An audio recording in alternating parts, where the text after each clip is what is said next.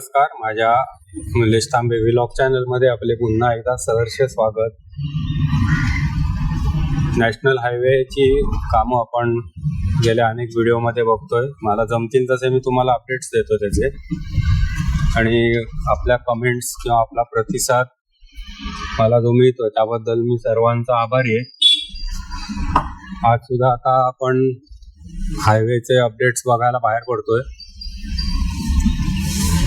आजच्या व्हिडिओमध्ये सुरुवातीला रत्नागिरीचा भाग जो आहे नॅशनल हायवे 166 त्याचे व्हिडिओ आपण करणार आहोत. नंतर मग नॅशनल हायवे 66 मुंबई गोवा त्याचे व्हिडिओ पण बघणार आहोत. तर हा व्हिडिओ शेवटपर्यंत बघा.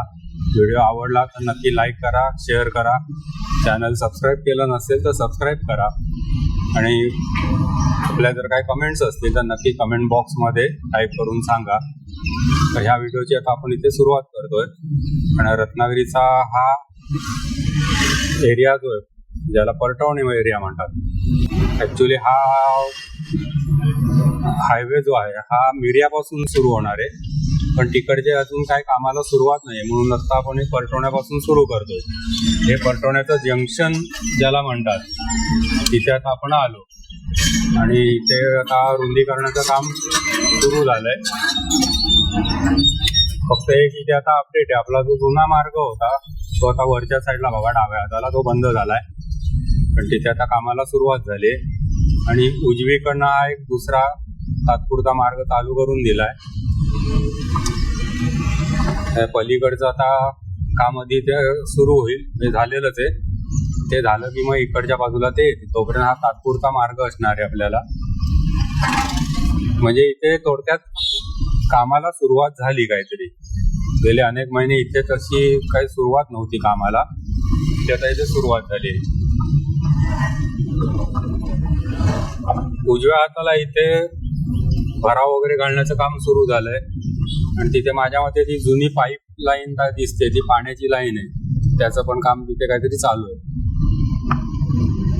आणि डावीकडे इथे अजून तशी काही प्रगती नाहीये, थोडंसं फोडाफोडी झाली इथे.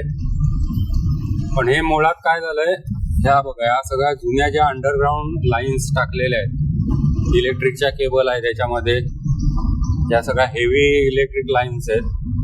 त्याच्यानंतर पाण्याच्या लाईन्स पण दिसत आहेत.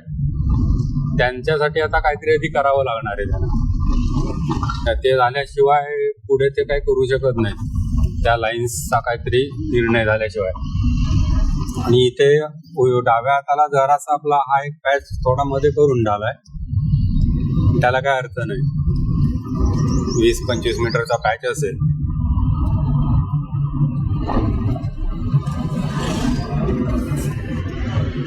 इकडचा अर्धा रस्ता झालाय करून, पुढचा अजून व्हायचा आहे. फक्त हे हा आता म्हणजे हा रुंदीकरणाचा हा इथला एवढा पॅच जर बघितला तर हा डोंगर फोडून तिकडे माझ्या मते उरलेला अर्धा होणार असेल कदाचित.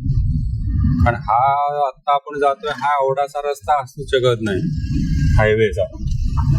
काय ते आता तिथे काय करणार आहेत बघायचं. इथनं परत भराव घालून तो सगळा आता पुढे मार्ग होणार आहे.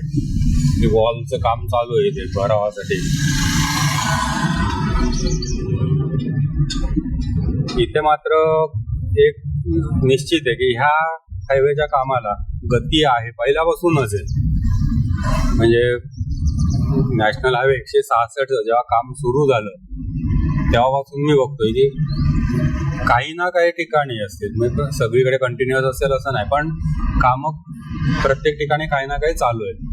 आता इथला हा एक अपडेट बघा, इथे हा रस्ता झाला म्हणजे आपण आता बाहेरच्या बाहेर पुढे निघतोय. आपला जुना रस्ता इथे उजव्या हाताला खाली आहे, तो आता सगळा गेला, काढूनच टाकलाय.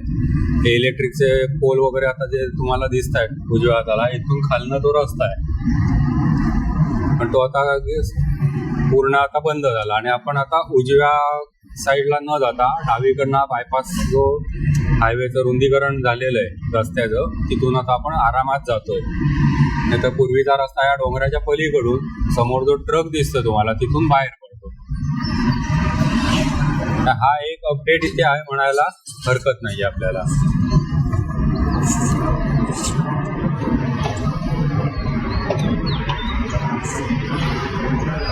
आणि इथून आता रस्ता बऱ्यापैकी चांगला आहे अगदी माझगाव जंक्शन पर्यंत.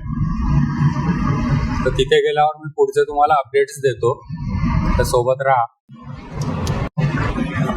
आता आपण आलोय चंपक मैदानाजवळ. आज वातावरण अगदी ढगाळ आहे पूर्ण, टेम्परेचर जरा हाय आहे पण वातावरण ढगाळ आहे सगळं. कालपासूनच सुरुवात झाली. काल पण दुपारपर्यंत स्वच्छ ऊन होतं, नंतर थोडंसं ढगाळ झालं, पण आज आता बऱ्यापैकी ढगाळ वातावरण दिसतंय. चंपक मैदानाचा हा जो एरिया आहे इथे मात्र दोन्हीकडे म्हणजे दोन्ही बाजू व्यवस्थित चालू आहे, 40 लेन्स चालू आहे. तर पुढे मात्र हा जंक्शनचा जो पार्ट आहे तिथे ब्रिजचं काम सुरू होतं. मागच्या व्हिडिओत आपण बघितलं की थोडंसं काम झालं होतं तिथलं. आज बघूया आता कितपत प्रगती झाली. पलीकडचा भाग रेडी करून झालाय रस्त्याचा, पण तो बंद ठेवलाय आणि त्याला पुढे कनेक्टिव्हिटी नसणार आहे ब्रिजची. पण एक बाजू मात्र व्यवस्थित झाली ब्रिजची. बघा पलीकडचं ब्रिजच्या वरचं काम सुरू आहे, इकडचं काम झालंय, त्यामुळे एक व्यवस्थित सुरू झालाय रस्ता. आणि हे त्या जंक्शन आलंय माझगाव जंक्शन, त्या माझगाव रोड म्हणतात तिथे. इथे डाव्या हाताला एअरपोर्ट रोड आहे आणि इथून सुद्धा तुम्ही उपशी मार्ग आहे हा, उपशी रोडने परचुरीच्या अलीकडे बाहेर पडू शकता. हायवे नॅशनल हायवे 66 ला अनेक जण सध्या हा रूट घेतात. असा सिनिक रूट आहे चांगला. आणि दुसरी गोष्ट म्हणजे रस्ता चांगला आहे, फक्त घाट आणि वळणांचा रस्ता आहे, त्याच्यामुळे वेळेकडून अगदी खूप फरक पडेल असं नाही.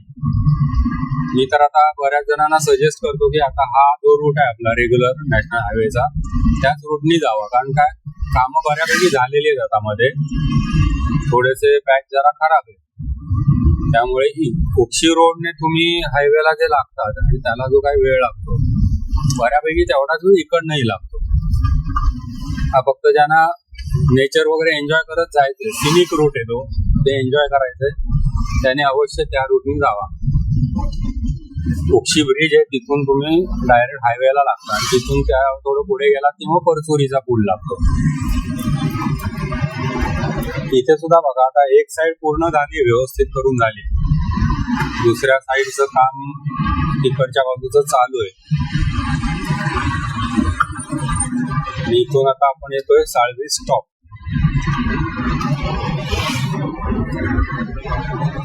शहरातली जुनी नावं असतात, त्याचा काय इतिहास आहे मला माहिती नाही. मग आता याला साळवी स्टॉप का म्हणतात?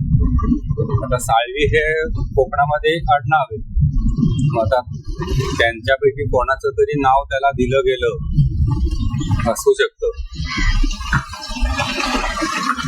आता इथं आपण साळवी स्टॉपला आहोत. इथून उजवीकडे रत्नागिरी सिटीला तुम्हाला जाता येईल, डावीकडे आपण जाणार हा हातकंबा रोड. आणि थोडस समोरच्या भागात इथे हा जो टेम्पो उभा आहे तिथून एक रस्ता जातोय, तो रस्ता तुम्हाला नाचण्यात घेऊन जातो. नाचणे मार्गे तुम्ही तिकडनं परत पुढे इव्हन लांज्याच्या जवळ पोहोचू शकता. देवदे फाटा म्हणतात त्याला.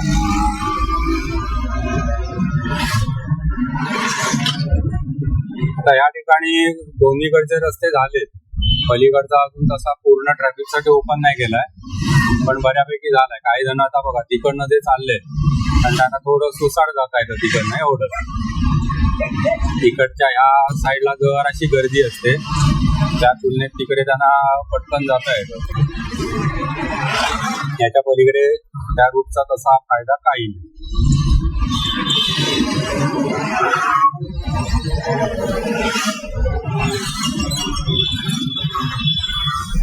आणि इथे जंक्शन आहे, त्याच्यामुळे बऱ्याचदा इथे ट्रॅफिकला प्रॉब्लेम होतात. आतून तिकडनं येणारी आणि इकडे जाणारी असे सगळ्यांना प्रॉब्लेमॅटिक रोड आहे.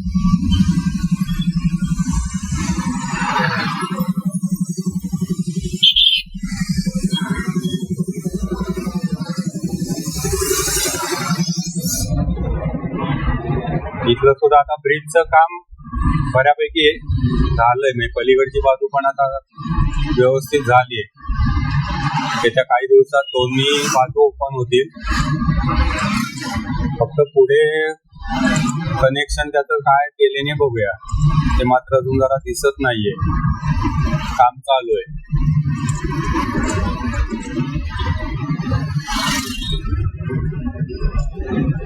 हे बघा, इथलं डाव्या हाताला काम सुरू आहे, त्याच्यामुळे हा इथला पोर्शन जो तो मात्र हे सगळं भराव वगैरे घालून ते झाल्याशिवाय होणार नाही. एवढ्यात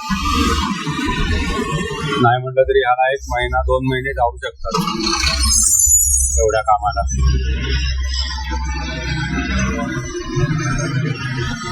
पण स्पीड आहे, त्याच्यामुळे आता पटपट कामं होतील आणि हे काम आता माझ्या अंदाजाने पावसाच्या आत ते करतील एवढा भाग.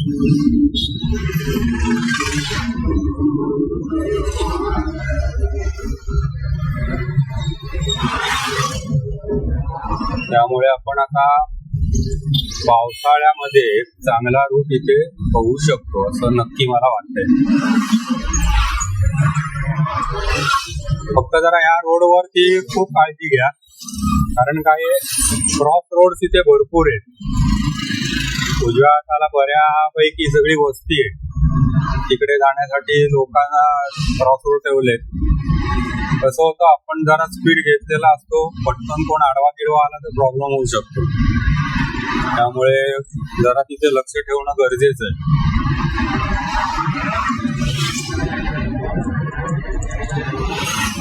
त्यामुळे आपण जरी हायवे वरून म्हटलं जातोय तरी सुद्धा थोडस कॉशियस राहणं गरजेचं आहे इथे.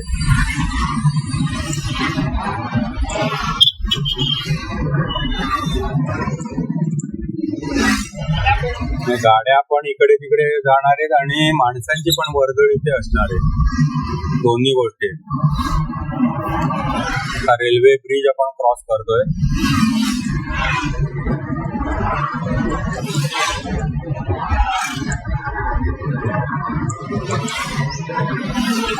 इथे सुद्धा पलीकडचा रोड करून झाला, पण अजून चालू करून दिलेला नाहीये.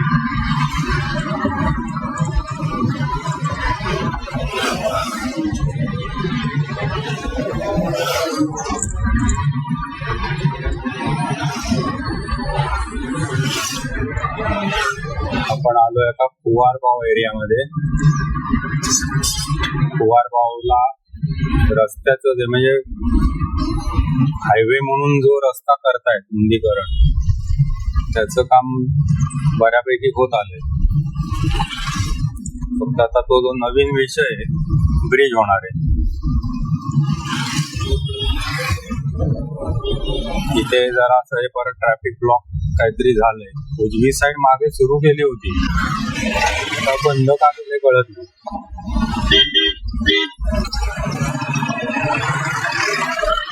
हे सुद्धा कसं आलंय, जंक्शन आहे, MIDC जायला हा रोड आहे आतमध्ये, त्याच्यामुळे इथे वळणाऱ्या गाड्या असतात. थोडस काळजीपूर्वक चालवणं गरजेचं आहे, लक्ष पाहिजे. आणि शक्यतो वळणारा असतो त्याला पटकन जाऊ द्यायचं, नाहीतर काय होतं, सगळीकडचं ट्रॅफिक ब्लॉक होतं. तो आडवा मध्येच असतो, आपण घुसायचा प्रयत्न करतो, तो एकदा मोकळा झाला की ट्रॅफिक क्लिअर होतो. आता इकडनं आपण डावीकडची बाजू आहे, मागच्या वेळेला बघितलं असेल तुम्ही, उजव्या साईडने आपण जात होतो.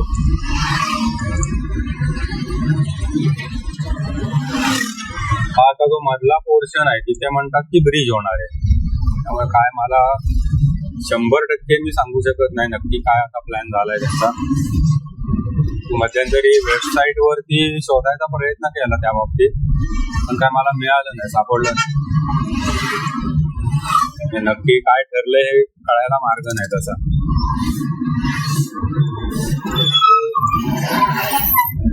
कुवारबावला कसं झालंय, आजूबाजूची अनेक छोटी छोटी जी गावं किंवा वस्त्या आहेत त्यांच्यासाठी हे मेन मार्केट झालंय. त्यामुळे इथे गर्दी पण चांगलीच असते. आता हे जे रुंदीकरण झालंय, नवीन रस्ता आपण बघतोय, पण त्याच्यामुळे दुकानं थोडी मागे हटली, पण ती गर्दी काय कमी होणार नाही, ते उलट आता पुढे वाढणार भविष्यात. काय हा रस्ता जर खाली ठेवायचा म्हटला आहे असा, तर तो थोडं प्रॉब्लेमॅटिक होणार आहे. असाच प्रकार बघा तुम्ही सावर्ड्यामध्ये झालेला आहे, नॅशनल हायवे 66 ला चिपळूणच्या अलीकडे. तो भर वस्तीतनं खालनच रोड नेलेला आहे आणि तिथे आता भरपूर प्रॉब्लेम्स होत आहेत. मध्ये बघितलं मी 2-3 ऍक्सिडेंट पण तिथे झाले. आता लोकांना काही स्कोपच नाही, रस्ता क्रॉस करायला त्यांना मधूनच जावं लागणार आहे रस्त्याच्या.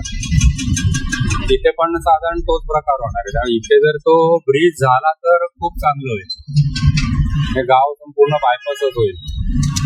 आता आपण आलो रेल्वे स्टेशनला आणि रेल्वे स्टेशनला इथे जंक्शन असल्यामुळे पुन्हा इथे थोडासा ट्रॅफिकचा प्रॉब्लेम असतो. इथे पण थोडं कॉशियस राहून आपल्याला गाडी चालवायला लागेल. आता इथून पुढे मात्र रस्ता व्यवस्थित झालाय सुसाट, हातकंब्यापर्यंत आता इश्यू काही नाही. मध्ये फक्त महालक्ष्मी मंदिराच्या इथलं काम चालू आहे, तेवढा एक पॅच सोडला तर मग इथे आता काही प्रॉब्लेम नाहीये. आता पुढे गेल्यानंतर तुम्हाला पुढचे अपडेट्स देतो. कारवांची वाडी स्टॉप आला, क्रॉस केला आपण आणि कारवांच्या वाडीनं पुढे महालक्ष्मी मंदिरापर्यंत रस्ता ओके, फक्त समोरनं ट्रॅफिक आहे तेवढं जरा लक्ष असू द्या. आणि आता पुन्हा इथे सिंगल रोड आहे आणि वरती म्हणजे हे आता समोरून जे येतात हे मधनं येणार आहे देवळा साईड करून. अदरवाईज पलीकडे जायला पलीकडचा रस्ता झालेला आहे चालू, म्हणजे यायला जायला 2 स्वतंत्र रस्ते. आता महालक्ष्मी मंदिरापाशी पण आलो. इथे बघा या उजव्या बाजूला ते थोडं ब्रिजचं वगैरे काम चालू आहे, महालक्ष्मीचं स्वयंभू देवस्थान. आणि मग इथून आता परत पुढचा जो रस्ता आहे हा मात्र आता हातकंब्यापर्यंत काही इश्यू नाही, एकदम व्यवस्थित रस्ता आहे, काही प्रॉब्लेम नाहीये.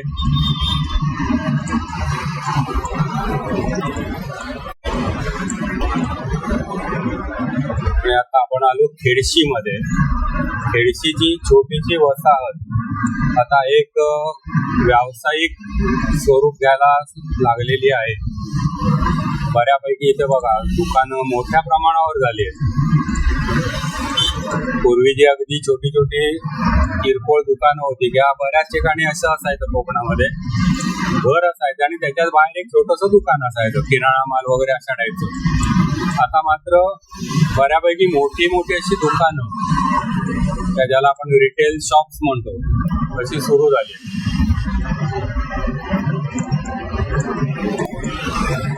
बाकी इकडे जमिनीचे दर आहेत त्याच्याबद्दल तर काही न बोललेलंच बरं. बघावं तिकडे प्लॉटिंग चालू आहे. आला चांद सूर्या पॉइंट, पूर्वीचा आपला जुना रस्ता. सध्या आपण जातोय हे डोंगर होता, डोंगर फोडून उंदीर निघाला, तसं डोंगर फोडून रस्ता निघाला.